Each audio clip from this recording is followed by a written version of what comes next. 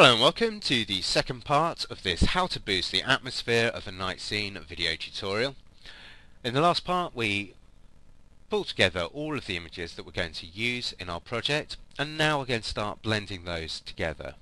So making sure that we've got our sky layer selected, make sure you've switched off all of the others, and then what we want to do is click on our sky layer, just switch the visibility of that on, and then simply go up to your layer blending modes, and what we're going to do is just choose color dodge. And as soon as we do that, we can really see that the colors from the sky have helped blend in to the light that was coming out of the stars, and it's really enhanced. At the moment it does look a little bit fake, but as soon as we start to put over those other layers, it'll all blend in and look okay. So we've now got our sky and our stars together, and next we're going to just add the moon.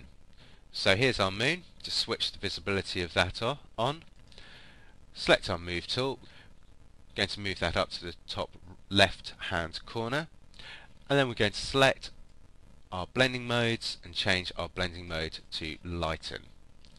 And instantly we can now see our moon is in with our stars and our clouds, so extremely easy to do. Now, slightly more tricky layer is our foreground layer.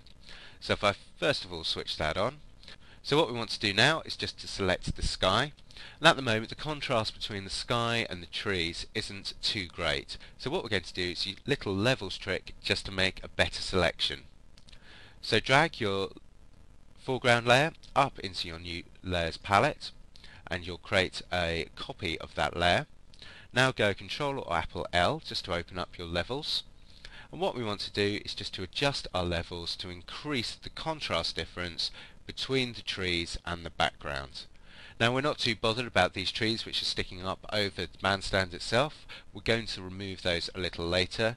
So what we want to do is just adjust the levels just to increase for the trees on the right, in the background here, and over on the left.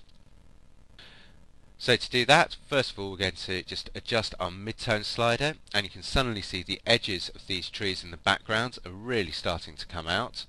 And then we're just going to move our highlight slider down a little bit, and we just want to close the gap in between the mid-tones and the highlights, which is where the image information for those two regions lies. So as we adjust it around, we can really see the effect that that's having. And once we're happy that we've got something quite nice and contrasty, we can just click OK. Now when we go to make our selection, we should get a really nice selection of all those sky areas, and there'll just be a few little bits and pieces that have been left out. So we'll just wait for that to catch up. And we can see down in the bottom right hand corner there's a little bit that's been left out. If we look at these trees over the top, we don't have to worry too much about those because we're going to remove those in a moment. So I'll just zoom in, making sure that I've got Add to Selection selected in the options at the top.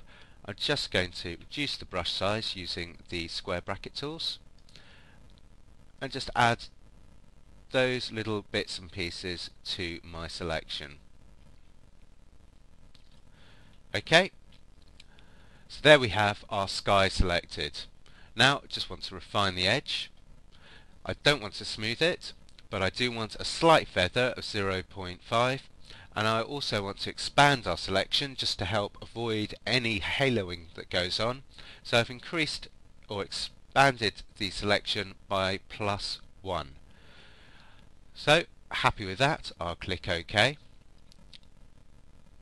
Wait for Refine Edge to run its course. And I just want to switch off the visibility of our duplicate foreground layer.